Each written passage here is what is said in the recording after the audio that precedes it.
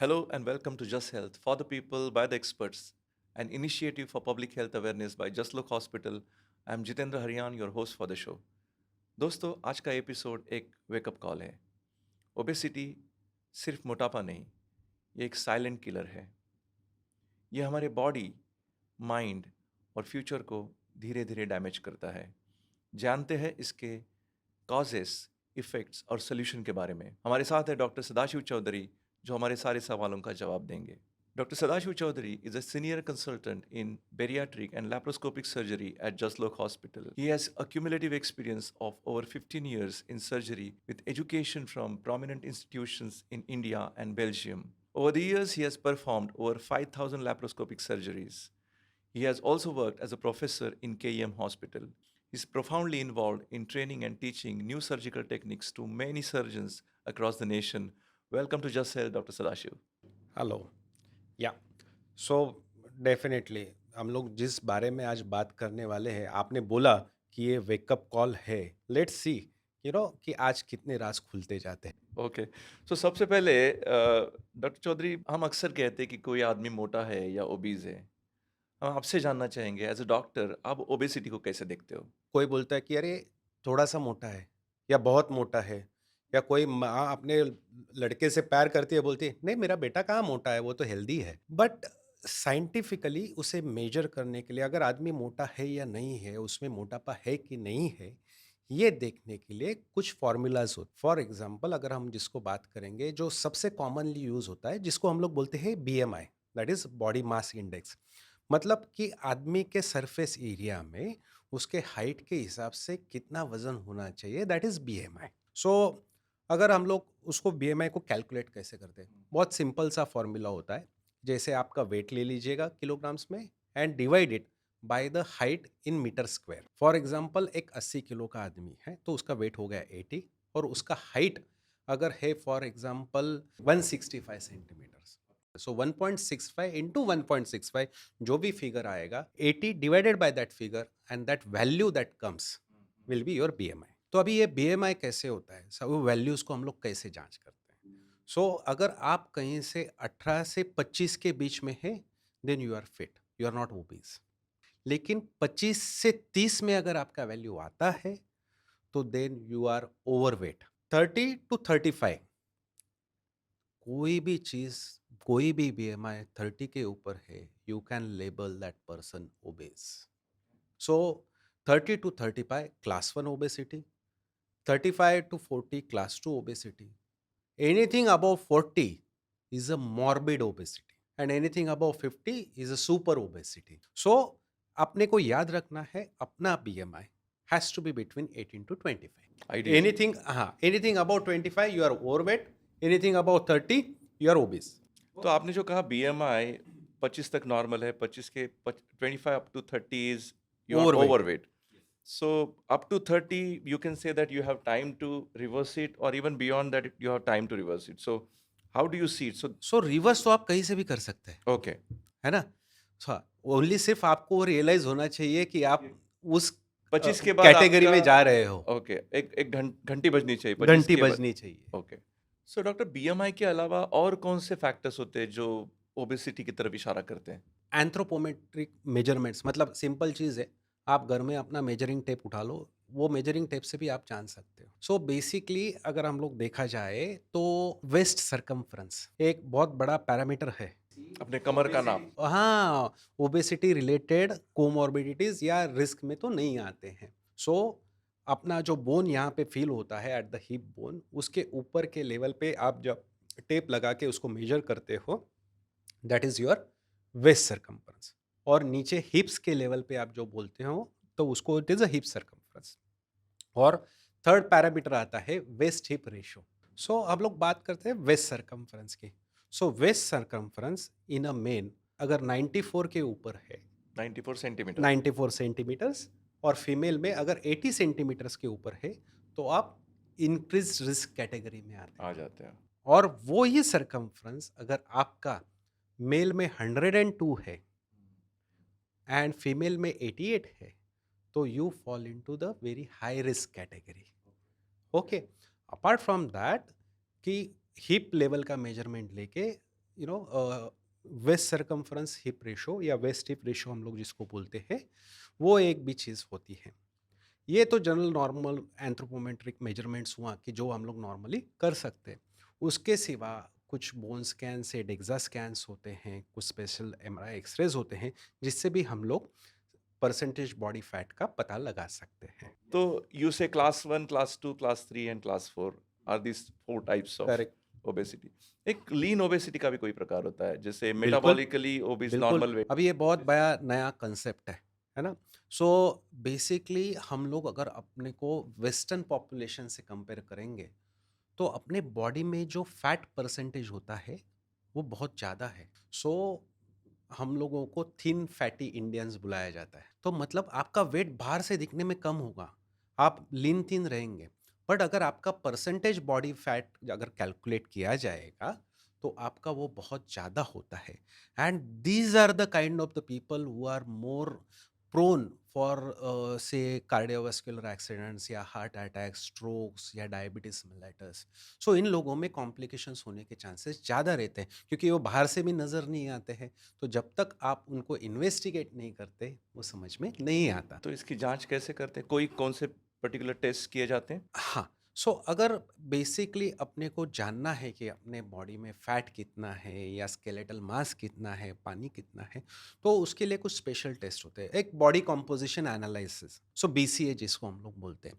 एक there are few weighing scale जिसमें ये अवेलेबल होता है, या देयर आर स्पेशल डिवाइसेस जहाँ से आपके बॉडी में इम्पीडेंस या करंट पास किया जाता है, एंड वो उसके हिसाब से वो कैलकुलेट करके आपको एक उसका रिपोर्ट मिलता है। सो उसमें आपका रेफरेंस फिगर दिया होता है कि कितना होना चाहिए, क्या होना चाहिए, उस हिसाब से, और उस हिसाब से आपका मेटाबॉलिक एज भी बताया जाता है।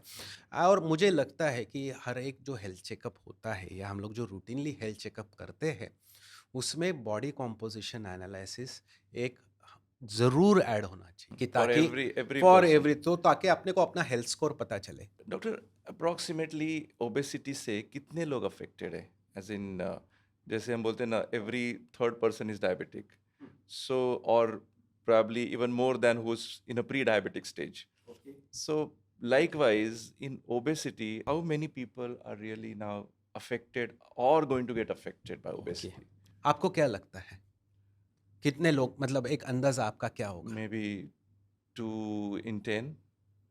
Oh, you are underestimating. So this is the figure you are telling, which was there around 1991. 2001 say there is a rapid rise in the obesity, and it's not only in the India, it's globally. आज की तारीख में over 2.2 billion people are affected by obesity Uh-huh. In India. Overall. Okay. Okay, so there are more than 500 million people who are suffering from the morbid obesity. It's a very big thing. और हम लोग सिर्फ बात करते हैं ये adults की, but बच्चों में भी there are studies from the Indian institutes, जहाँ पे पाया गया है आज का इंडियन बच्चा हर एक स्टेट में अलग अलग फिगर से, बट आज बच्चों में ओबेसिटी का प्रमाण कम होता है, लेकिन फिर भी इन लोगों में अराउंड 20% ओबेसिटी आज भी है। हर एक 4-5 बच्चे में एक बच्चा मोटा है। ये Uh-huh. बहुत बड़ी फिगर है। और जो स्टैट्स आज आपके सामने है, उस हिसाब से bye 2035 more than 50% people will be obese or over. Okay. Okay. It's a very serious This is very serious situation. thing, very serious situation. और ये मैं 2035 की बात कर रहा हूँ, लेकिन आज का स्टैटिस्टिक्स इन इंडिया अपने दो स्टेट्स है, एक पंजाब और एक तमिलनाडु, जिनमें लास्ट सर्वे में अपना जो फैमिली हेल्थ सर्वे होता है जिसमें है, they have more than 45%, 40 to 45% of the people in the family are obese in adults. But ये ऐसे इसके मतलब किस वजह से हो रहा है? What are the reasons for all this? हाँ, अभी ये सब बोल तो रहे हैं मोटापा बढ़ रहा है, it's a global pandemic, endemic, लेकिन लोग इसके पीछे क्यों हो रहा है ये नहीं सोच रहे हैं, है ना? हम लोग सोचते हैं कि चलो we are developing, our country is developing, okay we are making progress, हम लोग सब लोगों के पास गाड़ी है, ये है। लेकिन आप देखेंगे ना अपना लाइफ़स्टाइल कितना सडनली चेंज होते जा रहा है। अगर मैं बात करूँ, चलो अपने को 20 साल पहले कहीं पे जाना है, गाड़ी नहीं है और टैक्सी पकड़ना होता था या बस पकड़ना होता था, तो हम लोग घर से चलते हुए कम से कम 200-300 मीटर वो बस स्टॉप बस तक स्टॉप सच। तक या जहाँ से टैक्सी मिलेगा ऐसी जगह पे जाते थे। करेक्ट। आज आप फ़ोन में ऐप निकालो, आपके डोर स्टेप पे आपको टैक्सी मिलता है। तो आपका वो जो चलना था, वो भी गया। अभी हम लोग खाने की बात करेंगे, है ना? तो अगर 20-30 साल पहले एवरेज मिडल क्लास फैमिली में बाहर खाने के लिए जाना on a occasion, it used to be a event. People used to wait for it कि मतलब महीना-महीना, 2-2 महीना कोई ऐसा रेस्टोरेंट में जाना नहीं होता था। लेकिन नाउ यू गो एंड सी, अगर आप किसी सैटरडे संडे किसी एवरेज रेस्टोरेंट में भी चले जाएँगे, तो आपको वहाँ पे वेटिंग के लिए रुकना पड़ेगा। It has become a regular affair. Hmm. दूसरा चीज़ कि हम लोग कभी कुछ काम कर रहे हैं, कुछ है, 10 साढ़े 10 हो गया और उसके बाद हम लोगों को खाना ढूँढना आता, अगर होता था पहले तो अरे यार! सब रेस्टोरेंट बंद हो गया, अभी कहाँ खाना मिलेगा? घर पे जाते जो बचा खा लेंगे व्हाटएवर। लेकिन आज की तारीख में आप रात को 2 बजे उठेंगे और अरे भूख लगा है। रात को 2 बजे आप अपने घर पे ऐप से खाना मँगा रहे हो। And this is more common with the younger generation, जो अपना प्रोडक्टिव जनरेशन है। ये जनरेशन में ये काफ़ी है। ओके, जो वर्कफ़ोर्स है अपना।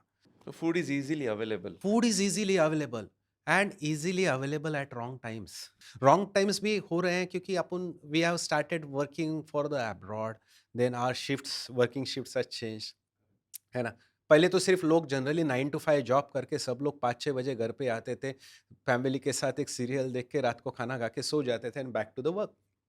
बट अगर आप देखेंगे लास्ट 10-15 ईयर्स में ये सिनेरियो कंप्लीट चेंज हो रहा है।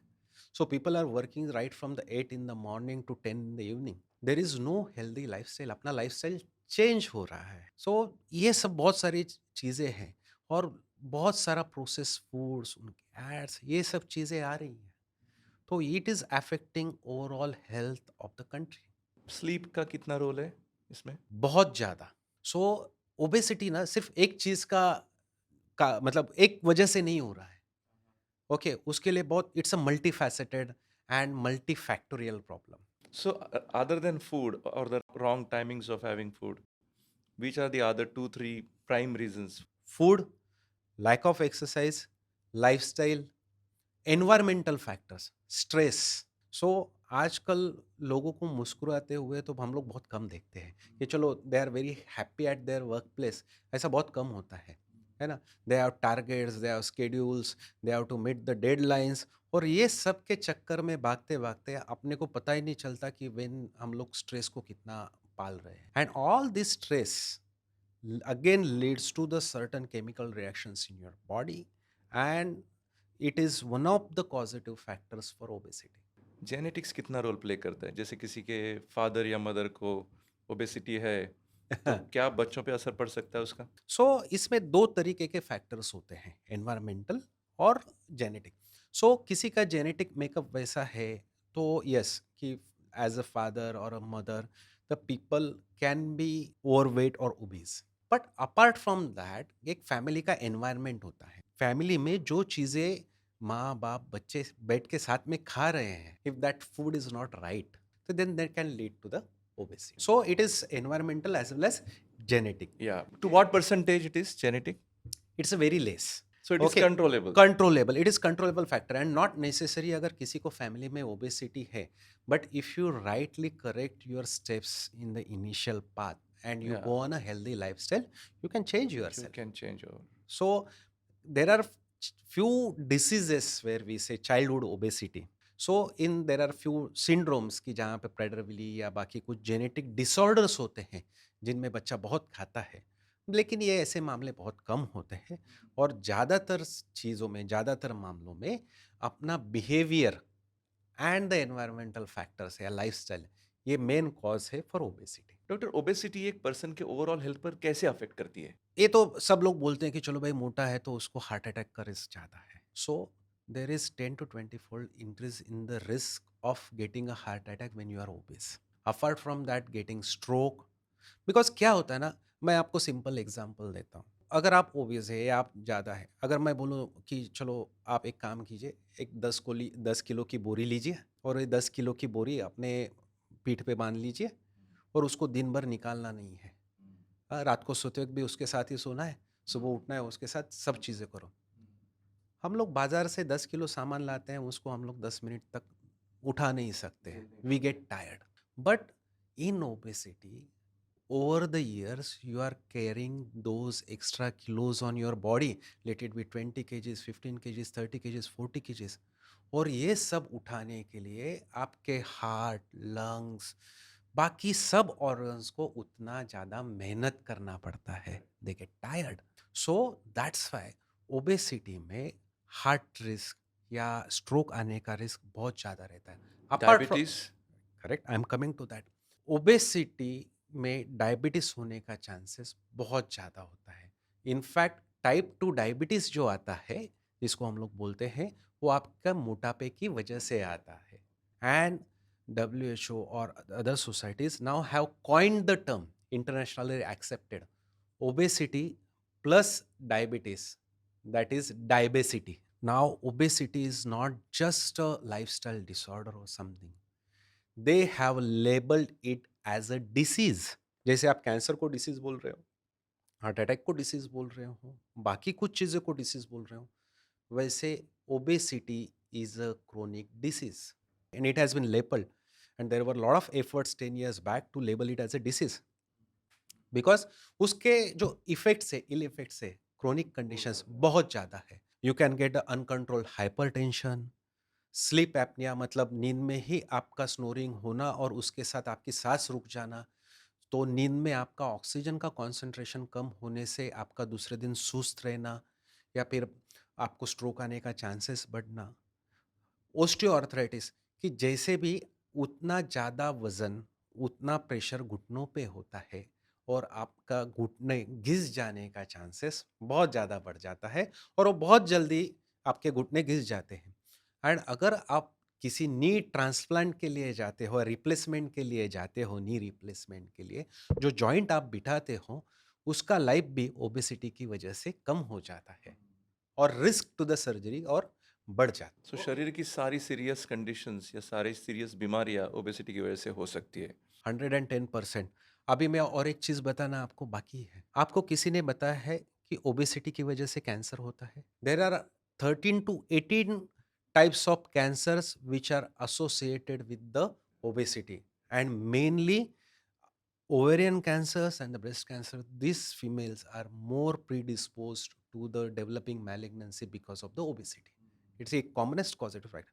अपने सिगरेट के पैकेट पे वार्निंग आता है, टोबैको कैन कॉज कैंसर, वैसे ही अपने फूड पैकेट्स पे वार्निंग होना चाहिए कि this can cause the cancer. और लोगों में ये अवेयरनेस है ही नहीं है कि भाई ओबेसिटी की वजह से हमें कैंसर भी हो सकता मुझे लगता है कुछ छूटा नहीं है, सारी कैंसर बताया आपने, हार्ट का है। बीमारी बताया, बिल्कुल बिल्कुल। डायबिटीज बताया, नी मतलब बोन रिलेटेड बोन प्रॉब्लम्स आपने रिलेटेड बताया। तो I problems, think these are quite serious health conditions that can be cause because correct. Of obesity. और जब हम लोग हेल्थ की डेफिनेशन करते हैं, उसमें अपना फिजिकल हेल्थ के साथ मेंटल हेल्थ भी आता है। करेक्ट, हाँ, उसके बारे में थोड़ा बताइए। सो ओबेसिटी से आपका साइको सोशल हेल्थ जो है वो कंप्लीटली डिस्टर्ब हो जाता है, क्योंकि क्या होता है कि हम कितना भी बोले ना बोले, everybody tries to look good, वो अच्छी बात है वो। है ना, वो अच्छी बात है, लेकिन हम सब लोग, और दे फील कि okay we are not up to that standard, उनसे, उसकी वजह से उनका कॉन्फिडेंस बहुत लो रहता है। They cannot wear the clothes what they want, they are feared of body shaming. या सो इसके लिए उन लोगों में एक कहीं ना कहीं एक न्यूनगंड या लो कॉन्फिडेंस, ये चीज़ें आती है। They and they psycho socially get affected, their sexual life can get affected, attraction towards partner can get affected. तो ये बहुत सारी चीज़ें हैं कि इसकी वजह से along with the physical health, mental mental health health also gets also affected. Gets. तो डॉक्टर, अभी किसी को ओबेसिटी से फाइट करना है या उसको रिवर्स करना है, तो सबसे पहले स्टेप क्या आता है? सो मैं ये बहुत बार बोलता हूँ कि अगर आपको ओबेसिटी से फाइट करना है, तो पहली बात तो आपने खुद को समझाना है कि आप ओबेस हो, एक्सेप्ट करो। एक्सेप्ट करो। सी, अपने सोसाइटी में एक डिनायल है, जैसे मैंने बोला कि यार, नो आई एम चबी और I am healthy, but nobody says okay I am overweight और ओबीज। तो फर्स्ट सबसे पहली ज़रूरी चीज़ ये है कि मुझे मानना है कि भाई मैं एक तो ओवरवेट हूँ या ओबेस हूँ और ये मेरी ज़िंदगी को ख़राब करने वाला है। तो I need to take steps towards it. कोई भी ट्रीटमेंट के बेसिस में जब तक पेशेंट या जो इसको ट्रीट किया जा रहा है वो एक्सेप्ट नहीं करेगा या वो मोटिवेटेड नहीं रहेगा खुद ये चीज़ें करने के लिए, तब तक ये कुछ चीज़ें इफ़ेक्टिव नहीं होती हैं। तो सबसे पहली चीज़ है कि उसने एक्सेप्ट करना है, एक्सेप्टेंस। एक बार चीज़ का एक्सेप्टेंस आ गया तो फिर रास्ता अपने आप खुल जाते हैं। तो कैसे, मतलब वो रास्ते के बारे में बताइए अभी, मतलब क्या करना चाहिए उसके बाद? सो ओबेसिटी ट्रीटमेंट के लिए हम लोग जिसको बोलते हैं कि एक पिरामिड होता है। सो पिरामिड का सबसे लोअर हिस्सा, सबसे बेस और सबसे बड़ा चीज़ जो होता है, वो चीज़ होता है आपका healthy lifestyle. So healthy lifestyle में आपका आता है डाइट एंड एक्सरसाइज़। ये 2 चीज़ें हैं, ये पिरामिड का बेस है। ये कोई भी ट्रीटमेंट आप ले फाउंडेशन है। लो, फाउंडेशन है। ये कोई भी चीज़ ले लो आप, ओबेसिटी ट्रीट करने के लिए डाइट एंड एक्सरसाइज़, ये 2 चीज़ें ज़रूर आती हैं। अभी आप पूछेंगे कि डॉक्टर डाइट मतलब यही खाना, वही खाना, ऐसे ही खाना, वैसे ही खाना, ना, ना, ना, ना। लोगों में ना तो समझ है कि भाई मेरे को डाइट करना है लोग मतलब समझते तेरे हैं को कि कमर कम खाना है, कम खाना कम मतलब खाना है, डाइट, मेरे को हाँ, इतना ही खाना है, मेरे को करेक्ट। उतना ही खाना है। बट नहीं, डाइट मतलब सही खाना है और हर एक आदमी के लिए एक पर्टिकुलर टाइप का खाना बना होता है। सो अगर हम लोग हमारे पूर्वजों को देखेंगे तो बेसिकली उस टाइम पे अपने वहाँ पे गेहूँ वगैरह इतना नहीं होता था। There was lot of millets and all those things. So उसी तरह बिकॉज़ आप उनका अगर डाइट देखेंगे तो वो diet is more appropriate than the today's diet, that's what we feel. अपने को कार्बोहाइड्रेट्स भी चाहिए, अपने को प्रोटीन्स भी चाहिए, अपने को फैट्स भी चाहिए, फाइबर भी मिनरल्स भी चाहिए। चाहिए, हुँ, फाइबर्स भी चाहिए। ओके, ये सब चीज़ें अपने को चाहिए होती है। अगर मैं बोलूँगा मैं सिर्फ़ प्रोटीन खाऊँगा, तो कार्बोहाइड्रेट और फैट्स नहीं मिलेगा, तो वो भी नहीं चलेगा। लेकिन ये चीज़ें सही मात्रा में आना ज़रूरी है, उनका बैलेंस होना ज़रूरी है। Balance diet. बैलेंस डाइट होना हुँ, ज़रूरी है। अगर आपको समझो मोटापा ही कम करना है, तो आपको कैलोरीज़ जो होते हैं आपकी, उसको आपको कम लेना है। सेकंड थिंग, आपका कैलोरीज़ में जो कार्बोहाइड्रेट्स होंगे, जिससे आप एनर्जी डिराइव करने वाले हैं, तो वो कॉम्प्लेक्स कार्बोहाइड्रेट्स होने चाहिए। वो सिंपल राइस की तरह सिंपल कार्बोहाइड्रेट नहीं होना चाहिए। वो मिलेट्स की तरह कॉम्प्लेक्स कार्बोहाइड्रेट्स होना चाहिए। या जिसको बोलते हैं कि हम लोग food with the low hypoglycaemic और लो ग्लाइसेमिक इंडेक्स, कि जिससे इमीडिएटली आपके शुगर में सर्ज नहीं आता है और जिसको बॉडी को पचाने के लिए कुछ एनर्जी वेस्ट करके फिर एनर्जी डिराइव करना पड़ता है। तो उस हिसाब से जनरली ये सब जो डाइट्स है लाइक कीटो डाइट्स जिसमें हम लोग बोलते हैं कि high protein, low calorie and low carbohydrate diet. एक स्पेसिंग के ऊपर बहुत बड़ा डिस्कशन होता है कि 12 आवर्स का फास्टिंग करो, 24 आवर्स का फास्टिंग करो, या दीक्षित डाइट ले लो, या एक एक घंटे में इतना खा लो। सी आप जो भी कर रहे हो उसको शिद्दत से लॉन्ग टर्म तक फॉलो कीजिए, you will get the results. But हर एक चीज़ का बेसिस एक ही है कि आपका कैलोरी इनटेक कम होना चाहिए according to your energy expenditure. Now let's understand about exercise. और जो लोग ओबीज होते हैं, उनको एक्सरसाइज करने में भी थोड़ी सी दिक्कत होती है, बिल्कुल दिक्कत होती है। क्योंकि अगर आप ट्रेडमिल पे जोर से वॉक नहीं कर सकते हो, ब्रिस्क वॉक भी आप स्लो स्लो करोगे, तो उसका परिणाम भी शरीर पे थोड़ा कम होगा।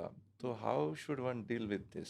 हम लोग क्या बोलते हैं उसको, विशियस साइकिल, दुष्ट चक्र। आप मोटे बने इसलिए अभी चल नहीं सकते, और चल नहीं सकते इसके लिए you are again putting on the weight. Correct. तो ये विशियस साइकिल को कहीं तो भी ब्रेक करना होता है, ये दुष्ट चक्र को ब्रेक करना होता है। अगर आप कंसिस्टेंट हैं तो आप स्लोली अपना जो स्टेमिना होता है या इंटेंसिटी होता है उस चीज़ को अपन धीरे धीरे एक्सरसाइज को बढ़ा सकते हैं।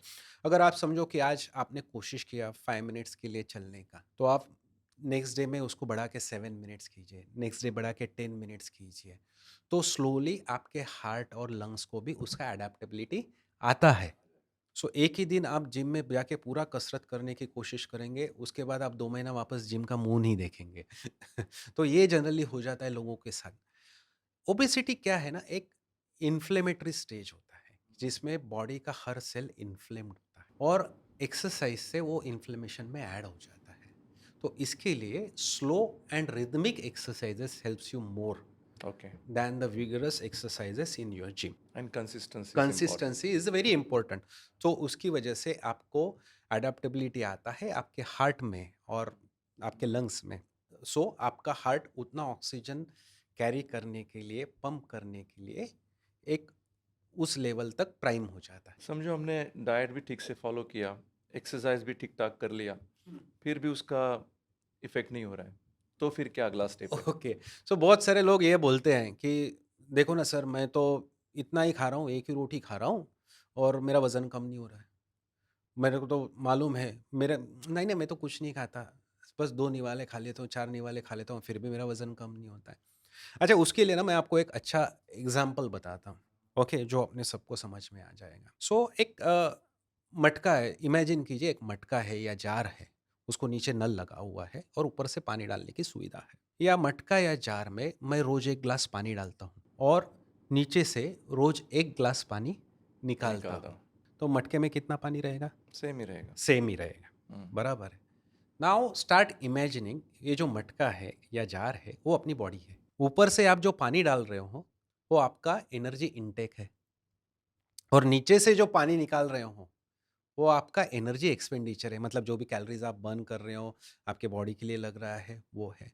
सो अगर हम लोग बचपन में जाएंगे, ओके, यंग एडल्टहुड और बचपन, हम लोग रोज 1 ग्लास पानी डालते थे, 1 ग्लास पानी निकालते थे, बस पानी उतना का उतना था। हम सब लोगों की अगर शादी से पहले की कॉलेज की फ़ोटोज़ देखेंगे तो सब लोग ऐसे पतले-दुबले दिखेंगे और अभी देखेंगे यार शादी हो गया, बहुत मोटा हो गया तू। हाँ, बट एक्चुअल में हो क्या रहा है कि जो है उसका लाइफ़स्टाइल चेंज हो गया।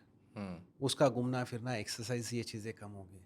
जॉब के चक्कर में उतना एक्सरसाइज़ या ये चीज़ें या बाकी चीज़ें नहीं हो रही हैं। सो हम लोगों ने क्या किया, अपना खाना तो उतना ही बचा। सो हम लोग रोज़ 1 ग्लास पानी डाल ही रहे हैं। बट नीचे से जो निकाल रहे थे, वो पूरा 1 ग्लास नहीं निकाल रहे। वो आधा या 1/4 उतना ही निकाल रहे हैं। तो स्लोली क्या होने लगेगा? मटके में पानी बढ़ जाएगा। बढ़ जाएगा।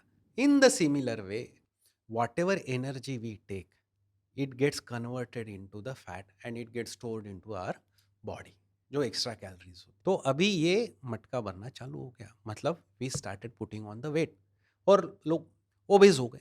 चलो भाई मटका भर गया अभी, तो देन यू रियलाइज यार ये तो वज़न तो बहुत बढ़ गया, अभी मेरे को कुछ करना पड़ेगा, मेरे को खाना कम खाना है, डाइट लेना है, ये करना है, वो करना है। तो फिर लोग क्या करते हैं, नहीं नहीं मैं आधा एक ग्लास पानी डालूंगा, बट नीचे से जो निकालना है वो आधा ही निकल रहा है। करेक्ट। करेक्ट, तो तो उतना पानी उतना ही एक्सरसाइज, है। तो पानी उतना ही है। तो इसलिए आप जब मोटे हो जाते हो और डाइट करने की कोशिश करते हो या कम कैलोरी फूड भी ले लिया आपने, तो भी आपका वजन उतना ही रहता है। ये एनर्जी इक्विलिब्रियम है। ओके, आप जितना डालो उतना निकालोगे, तो आपका वजन उतना ही रहेगा। तो इसका मतलब सीधे सीधे शब्दों में ये है, आपको अगर वजन कम करना है तो आपका एनर्जी इनटेक जो है आपके एनर्जी एक्सपेंडिचर से कम होना चाहिए, मीन्स कैलोरी डेफिसिट होना चाहिए, तभी जाके आपका वजन धीरे धीरे कम होने लगेगा। Very well explained. नाउ इससे नहीं हो रहा है, मतलब तो मैं I am now coming to the medication. So one tries all this methods, अब बैलेंस डाइट कर लिया, एक्सरसाइज कर लिया, कम खा के भी देख लिया, बिल्कुल। फिर भी उसका असर नहीं हो रहा है, तो क्या आप उस पर मेडिकेशन भी कोई सजेस्ट करते हो? सो हम लोग अगर मेडिकेशंस की बात करें तो यू नो दुनिया में भर में लोग और फार्मा इंडस्ट्रीज ये रिसर्च में लगी हुई है कि भाई कोई हमको मैजिक पिल मिल जाए, है ना, कोई चीज़ मिल जाए जिससे लोग गोली खाए और पतले हो पतले जाए। हो जाए, है ना। हर एक यही चाहता है कि भाई मेरे को तो जिम एक्सरसाइज तो ठीक है देखा जाएगा, लेकिन रोज बीपी की गोली की तरह मैं एक गोली खा लूं और मैं पतला रहूं या मैं वजन कम कर लूं। सो इस चक्कर में pharma industries investing very highly on developing this drugs. ऐसे बहुत सारे ड्रग्स आए और गए, right from 1960s 70s people are trying to develop the drugs for the obesity. There are many drugs which are come and gone. किसी के side effects की वजह से विड्रॉ करना पड़ा, किसी का कैंसर डेवलपिंग की वजह से विड्रॉ करना पड़ा, बट एट प्रेजेंट अगर आप मुझे पूछेंगे आज की तारीख में, तो यस, थोड़ा बहुत हेल्प कर सके ऐसे 2-4 ड्रग्स अपने पास आज की तारीख में है, अवेलेबल है। अवेलेबल है। सो जैसे कि अगर मैं बताना चाहूँ तो सीमाग्लूटाइड एक जो बहुत फेमस चीज़ अपने यहाँ पे चल रही है, विच इज़ GLP-1 एनालॉग, मतलब जो दवाई लेने से आपको थोड़ा सा नौशिया फील होता है या आपका खाने की जो इच्छा होती है वो कम हो जाती है। So again it goes to the less intake, है ना? सब ट्रीटमेंट जो बेस है अपना वो लेस इनटेक के ऊपर डिपेंड होता है। और आजकल जैसे बाद में बहुत सारा सोशल मीडिया पे जैसे एलन मस्क उन्होंने ट्वीट किया था मैं ये ले रहा हूँ, वो ले रहा हूँ। तो उसके बाद से ये ड्रग्स के बारे में बहुत ज़्यादा अवेयरनेस जो है, ये ड्रग्स बहुत चर्चा में आ गए। तो उस ड्रग्स में बेसिकली मेन जो था वो सीमाग्लूटाइड था, जिस इज़ जीएलपी-1 एनालॉग। आज की तारीख में ये 2 कंपनियाँ अभी बना रही हैं और उसका इंजेक्टेबल फॉर्मेट भी लास्ट मंथ ही इंडिया में इंट्रोड्यूस हुआ है कि जो एक वंस अ वीक आपको इंजेक्शन लेना होता है और उससे आपका डोसेस धीरे बढ़ाना होता है एंड वंस अ वीक ये इंजेक्शन लेके आप थोड़ा बहुत वजन पे कंट्रोल कर सकते हो। But this should be under the advice of the doctor, absolutely, obviously. Absolutely, Don't क्योंकि take ये हाँ, self-medications. हाँ, हाँ, हाँ, बिकॉज़ कि कोई भी दवाई बिना साइड इफ़ेक्ट्स के नहीं आती है। Correct. It has to be strictly monitored under the supervision of doctors, qualified doctors who are treating the obesity. So yes, खुद से दवाई लेने की कोशिश तो बिल्कुल नहीं नहीं करनी करनी चाहिए. है। Okay. So there are 2-3 injectable forms which are available now in the market और ये ड्रग्स है। लेकिन ये जो सब चीज़ें हैं, आपको एक पर्टिकुलर लेवल तक हेल्प कर सकती 5-6% तक आपको या 10% तक आपको वेट लॉस करने में हेल्प कर सकती हैं। But it comes with a price, A monthly expenditure. जितना आपका साल का जिम का फीस नहीं होगा उतना आपका 1 महीने का एक्सपेंड है, दवाई का खर्चा हो जाता है। So this medicine are costly, not at covered under the insurance. And you have to take हाँ, it consistently. Take it consistently and वो दवाई की कंपनी भी आपको बोलती है कि ये सिर्फ मेडिसिन नहीं लेना है, उसके साथ में आपको डाइट और एक्सरसाइज भी करना ही है। सो जो पिरामिड का अपना बेस है उसको आप कभी छोड़ ही नहीं सकते, कभी नहीं छूटेगा. कभी नहीं छूटेगा। So बंदे ने डाइट कर लिया, एक्सरसाइज कर लिया, मेडिकेशन कर लिया, सब कुछ ट्राई कर लिया, कुछ फर्क नहीं पड़ रहा है, तो आप सर्जरी कब सजेस्ट करते हो? बराबर है, सर्जरी कब सजेस्ट करते हैं ये बहुत बड़ा एक डिस्कशन का मुद्दा है। सो इस डिस्कशन को लेके अपना और वेस्टर्न गाइडलाइंस में डिफरेंस है, बिकॉज जैसे मैंने बोला कि we are lean fatty Indians और थिन फैटी इंडियंस, तो अपना परसेंटेज बॉडी फैट बीएमआई से भी ज़्यादा होता है। तो इंडियन सोसाइटी और ऑसी करके हमारी एक सोसाइटी है, obesity society of surgery of India, तो उन लोगों ने एक गाइडलाइंस दिया है। नहीं तो कल उठ के कोई भी बोलेगा कि भाई मेरे को ये सर्जरी करा दो, करेक्ट. तो उसका सब इफ़ेक्ट्स को नज़र रखते हुए उसका कुछ गाइडलाइंस बनाया है। तो जो आदमी का बीएमआई एक 32.5 से ज़्यादा है और जिसे कोमॉर्बिड कंडीशन से जैसे कि uncontrolled hypertension, uncontrolled diabetes, severe sleep apnoea, जिसकी वजह से उसकी लाइफ डिफ़िकल्ट हो रही है, तो ऐसा जिसका बीएमआई 32.5 है और कोमॉर्बिड कंडीशन से वो ये सर्जरी करा सकता है। दूसरा कि भाई कोई कोमॉर्बिड कंडीशन नहीं है, ओके डायबिटीज़ नहीं है, हाइपरटेंशन नहीं है, लेकिन फिर भी मोटे हैं, तो जिसका बीएमआई 35 के ऊपर है वो आदमी ये ओके, सर्जरी करा कर सकता सकता है. है। तो ये चीज़ें हैं, ये गाइडलाइंस है। अभी सर्जरी में और आप अगर पूछेंगे इंटरवेंशन, है ना, कि भाई ये चीज़ें नहीं है, तो सिर्फ सर्जरी नहीं है, देयर और अलग तरीके होते हैं। एंडोस्कोपिक मेथड्स होती हैं और बाद में सर्जरीज होती है। ये दोनों अलग अलग चीज़ें हैं। सो बलून बलून लोगों ने बहुत सुना होगा, आप लोगों ने भी बहुत सुना होगा कि एक होता है एक चीज़, एक एंडोस्कोपिक बलून होता है और एक निगलने का बलून होता है। अब ये बलून क्या काम करता है कि आपके पेट में जाके बैठ जाता है। जैसे प्लास्टिक का बॉल है या बलून है, ऐसे सिलिकॉन का बलून होता है, उसमें हम लोग 500 ml का पानी डाल देते हैं तो वो फूक जाता है। तो ये बॉडी में आपके गया और वहाँ पे बैठ गया, तो it acts as a foreign body. Bezoar जिसको बोलते हैं, वो रहने से आपको हमेशा पेट में लगता है कि भाई मेरे पेट फुल है, मेरे को कुछ खाना नहीं है, और again there is a less intake, okay. क्योंकि आपको खाने की इच्छा नहीं होती है और खाने जाएँगे तो प्यूकिश फीलिंग होता है। अभी ये डिसएडवांटेज क्या होता है ये बलून्स का? तो आप बहुत ज़्यादा वेट नहीं इससे रिड्यूस कर सकते। अगेन एक 5-6% तक, 10% तक आप रिड्यूस कर सकते हैं, उसके ऊपर नहीं कर सकते। तो इसके लिए अपने को और हर 6 महीने में ये बलून का जो लाइफ होता है, वो सिर्फ़ 6 महीने होता है और 6 महीने के लिए आपको एक अच्छी खासी मोटी रकम खर्च करके ये चीज़ करानी पड़ती है। तो वो हो गया एंडोस्कोपिक बलून्स। और फिर आती है सर्जरीज, जिसको हम लोग बोलते हैं बेरियाट्रिक सर्जरीज। सो मैं आपको बताना चाहूँगा कि अभी ये सिर्फ बेरियाट्रिक सर्जरी मतलब मोटापा कम करने की सर्जरीज नहीं है, ये है मेटाबॉलिक सर्जरीज। सो डॉक्टर, आप कैसे डिसाइड करते हो कि कौन से पेशेंट के लिए कौन सा बेस्ट सर्जिकल ऑप्शन है? सो सर्जरी किस में करनी है ये तो हम लोगों ने डिस्कस कर लिया, लेकिन अभी सर्जरी में टाइप्स होते हैं, है ना? तो जैसे कि स्लीव गैस्ट्रेक्टोमी, मतलब पेट का सिर्फ हिस्सा कम कर दिया, कैपेसिटी कम कर दिया। दूसरा होता है रू एन वाई बाईपास, जो मतलब मोटे मोटे तौर पे ये दो मेन सर्जरीज की जाती हैं, जिसमें इंटेस्टाइन का हिस्से को भी हम लोग बाईपास करते हैं, एक छोटा ओके, पाउच बना के, ताकि ओके, वहाँ से कम एब्सॉर्प्शन हो। ओके, तो सर्जरी करने के लिए हम लोग पहले बहुत सारे इन्वेस्टिगेशंस करते हैं। ओके, तो एंडोस्कोपी से लेके आपका विटामिन्स लेवल्स लेके आपका डाइट पैटर्न्स भी साथ में मद्देनजर रखना पड़ता है, कि जैसे कि एक्सट्रीम एज ग्रुप्स हुए, उन लोगों में मुझे बहुत कॉम्प्लेक्स सर्जरी नहीं चाहिए, जैसे कि वेरी यंग एडल्ट्स या फिर वेरी यंग फीमेल्स, जिनमें बाद में उनको प्रेगनेंसी के टाइम पे न्यूट्रिशनल डेफिशिएंसीज ना हो, या फिर ओल्ड एज अबव 50-60, कि जिनमें वो सर्जरी या माल न्यूट्रिशन ज़्यादा ना हो, तो ऐसे लोगों में हम लोग स्लीव गैस्ट्रेक्टोमी प्रिफर करते हैं। या फिर एक लॉन्ग टर्म तक मिडल एज ग्रुप है, जहाँ पे नॉनवेज वो अच्छे से खा सकते हैं, या फिर उनको डायबिटीज़ है, तो वो रिवर्स करना है। तो ऐसे में हम लोग उन लोगों को मेटाबॉलिक सर्जरी, मतलब जो रू एन वाई गैस्ट्रिक बाईपास या फिर स्लीव प्लस प्रोसीजर्स होते हैं, ओके। ऐसे सर्जरीज एडवाइस तो करते हर एक हैं। पेशेंट के अपनी तो हर एक पेशेंट कंडीशन के को हम हिसाब से लोग कंप्लीटली इवैल्यूएट करते हैं या और उसके लिए सूटेबल ऑप्शंस हम लोग डिसाइड सजेस्ट करते करते हैं। हैं। और अगर समझो कि दोनों ऑप्शंस में वो बैठता है, then sometimes we take the opinion of the patients कि वो किस तरीके के लाइफस्टाइल को जीना चाहते हैं। बेनिफिट्स आपने समझाए, थोड़ा रिस्क के बारे में समझाते हैं। इज़ इट सेफ और थोड़ा बहुत रिस्क होता है उसमें? अच्छा, I will put it some, ऐसा है, मेरे को ये जभी भी मैं कोई भी सर्जरी करता हूँ, तो पेशेंट या उसके रिश्तेदार हमेशा पूछते हैं, डॉक्टर साहब इसमें रिस्क कितना है? तो अभी मैं पूछता हूँ कि चलो भाई हम लोग कार लेके चलो लोनावला निकले, उसमें कितना रिस्क है? थोड़ा बहुत है।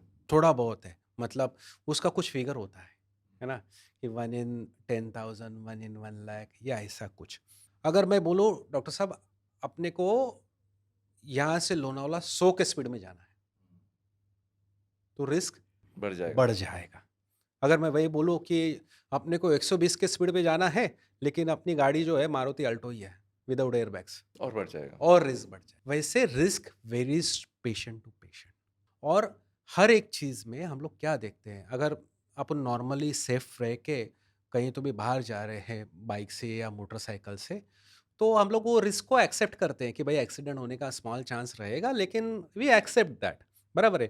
फ्लाइट में भी जाते हैं या किसी चीज़ में कहीं पे भी ट्रैवल करते हैं, तो एक स्मॉल रिस्क जो रहता है वो हम लोग एक्सेप्ट करके चलते हैं। तो रिस्क डिपेंड करता है पेशेंट प्रोफाइल पे। और रिस्क और बेनिफिट, इसको हम लोग बोलते हैं रिस्क बेनिफिट रेशो, है ना?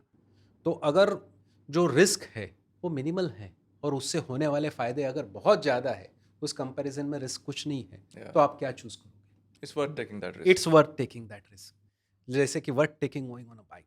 सो बेरियाट्रिक सर्जरी ये वैसी ही चीज़ है। उसमें होने वाला रिस्क जो नॉर्मल आपने गॉल ब्लैडर, अपेंडिक्स, हर्निया या बाकी सर्जरी में जितना रिस्क रहेगा, उतना ही रिस्क इस सर्जरी में रहता है। एज सच कि इट्स, आप ऑलरेडी ओबेसिटी और इसकी वजह से you are a very high risk candidate. अगर आप वो सर्जरी की या बाकी कुछ एक्शंस नहीं ले रहे हैं, then also you are a high risk candidate for developing problems. Doctor, surgery के बाद पेशेंट में क्या बदलाव आता है? क्या वो नॉर्मल ज़िंदगी जी सकता है जो एक नॉर्मल नॉन ओबीस आदमी जीता है? 110% आप उसको पहचान नहीं पाओगे। अपने सोसाइटी में आपके साथ बैठा है, आपके साथ खा रहा है या आपके साथ खेल रहा है, आप उसको पहचान ही नहीं पाओगे कि इसने बेरियाट्रिक सर्जरी कराई है।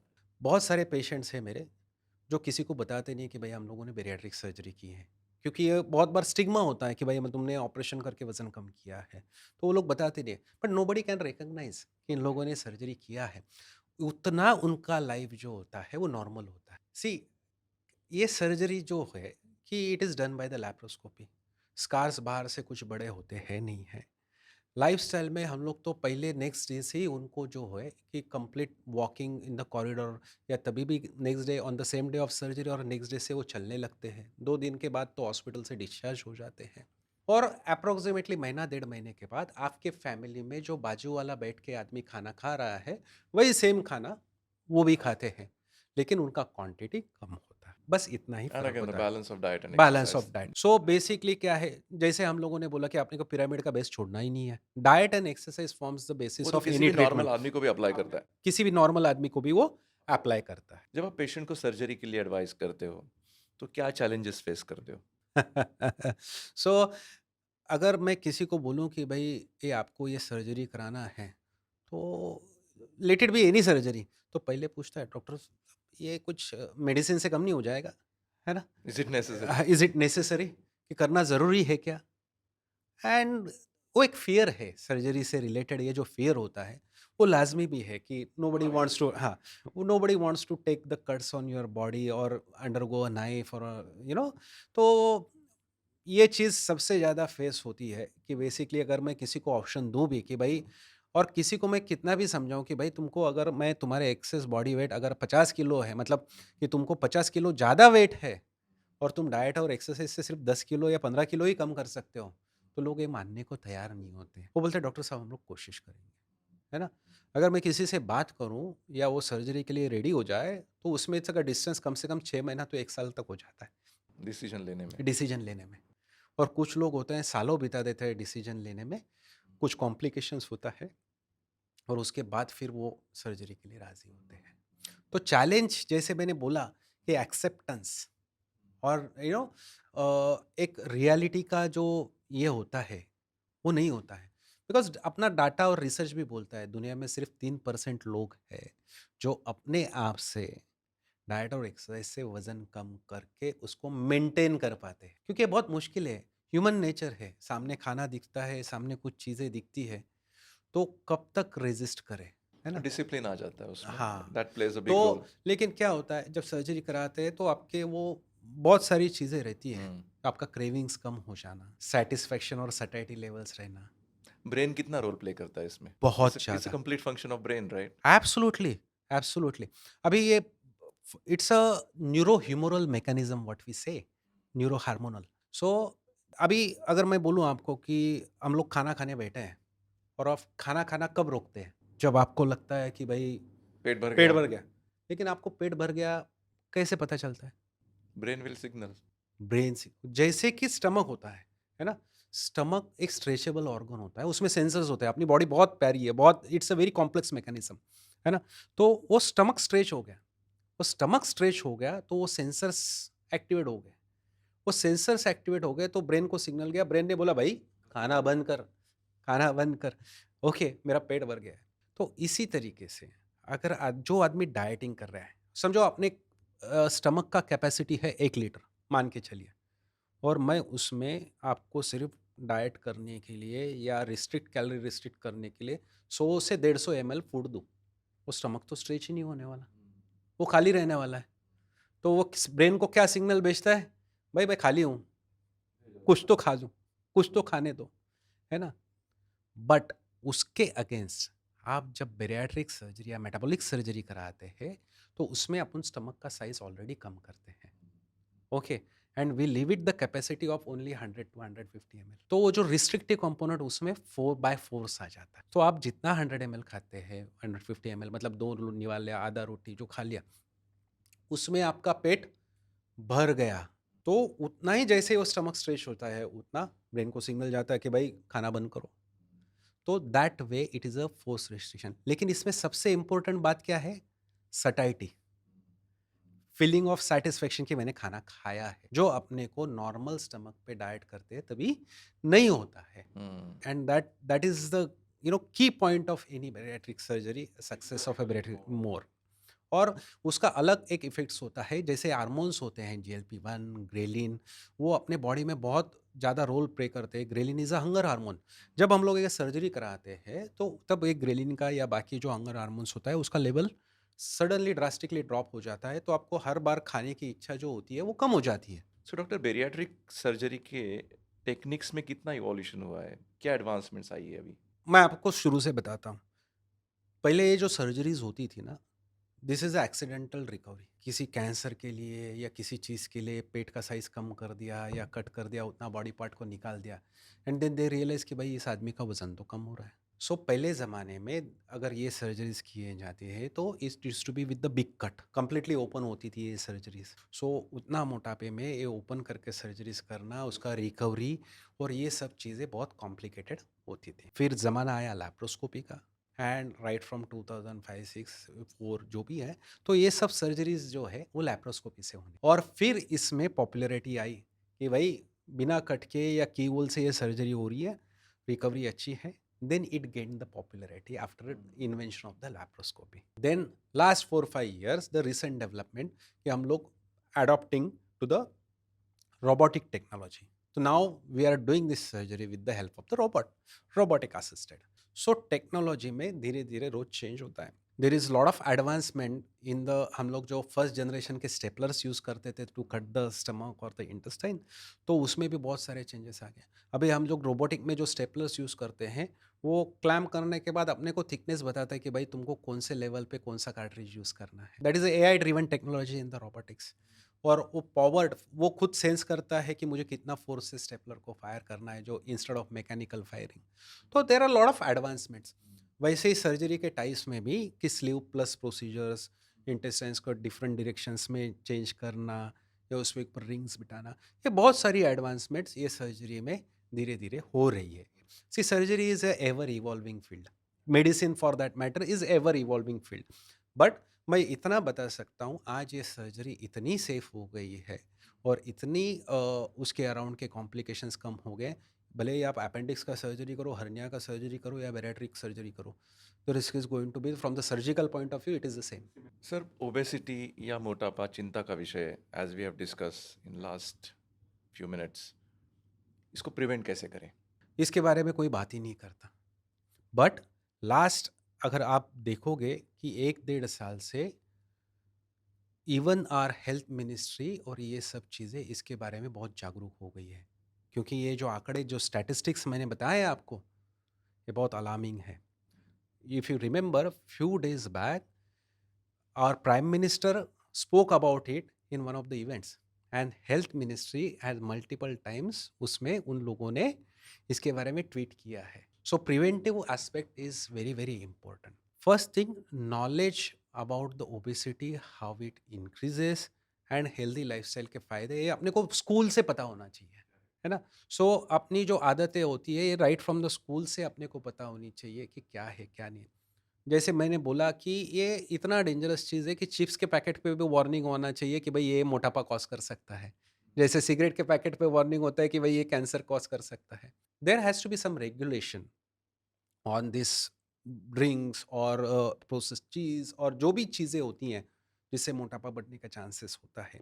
So awareness awareness and awareness is the key for the prevention. और हम सबको अपने आजू बाजू में भी एक अच्छा ऐसा एनवायरनमेंट क्रिएट करना है जिससे हम लोग एक हेल्दी लाइफस्टाइल जीने के लिए मजबूर और इसकी शुरुआत बहुत चाइल्डहुड से होनी चाहिए. बहुत चाइल्डहुड से होनी चाहिए. हम्म. Prevention is the key. सो आज हम लोग जैसे इसके बारे में हर एक फिजिशियन, सर्जन, एंडोक्रिनोलॉजिस्ट वो छोड़ के अपने जितने सोशल मीडिया इन्फ्लुएंसर्स होते हैं या आप जैसे मूवी थिएटर में गए, जैसे हम लोग बाकी कैंसर की ऐड देखते हैं वैसे ओबेसिटी के रिलेटेड भी अपने को कैंपेन्स करना चाहिए.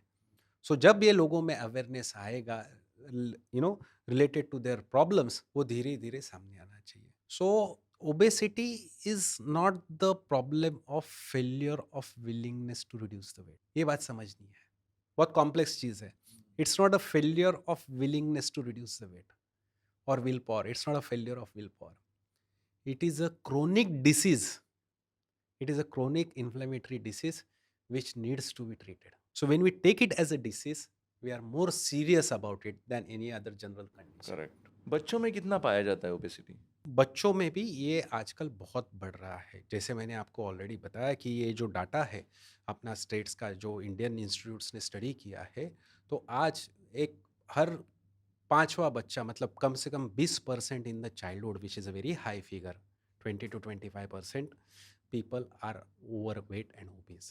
Okay, that's a serious That's a very issue. serious issue and this again goes drastically high when they come into the adulthood. तो शुरुआत वहीं से होती है. शुरुआत वहीं से होती है. तो आज ये फिगर चाहे तो एडल्टहुड में जाके ये फिगर ऑलमोस्ट 40% के आसपास आ जाता है। तो हमारी जो आदतें हैं वो बचपन में ही सुधरनी ज़रूरी होती है। बिल्कुल, क्योंकि वहीं से अपनी सब नींव बनती है ज़िंदगी की। So doctor, now let's move to the rapid fire question. What's harder, surgery or saying no to the cake? Saying no to the cake. But obvious. Has any patient ever asked you for a six pack when advised for surgery? Almost all of them. Good to be ambitious. Is walking to the fridge considered exercise? Absolutely no, it's a disaster. Have you ever operated on someone who hid snacks in their pocket? Yes, they have a chocolate in their OT. Your advice for someone who's crazy about food. So food is for the taste and not for the volume. Is your scalpel keto friendly? Absolutely. In fact, my scalpel makes the keto diet very easy. The most creative excuse someone has given for gaining weight. I am a pastry chef. I have to taste the pastry daily. One food you wish was banned. Cold drinks. What would Dr. Sadashiv be if he was not a doctor? Tourist guide. Okay, that's very interesting. So Raja Hindustani type. And what do you like to do when you are not operating or practicing medicine? Go for a trek. Your message to the audience. Obesity is killer. It is a disease. It's not a condition. Consider it as a disease, and there is ample of help available where you can treat yourself. So thank you so much for your time today and बहुत ही आपने आसान भाषा में obesity जैसी serious condition के बारे में हमें समझाया। मैं आशा करता हूँ कि हमारे ऑडियंस को ये एपिसोड से बहुत फ़ायदा होगा एंड बहुत लोग अपने ओबेसिटी को सीरियसली लेंगे और उसका उसका जांच करेंगे और उसका इलाज भी करेंगे। बिल्कुल। Thank you once again for Thank your you. Time. Thank you. Thanks.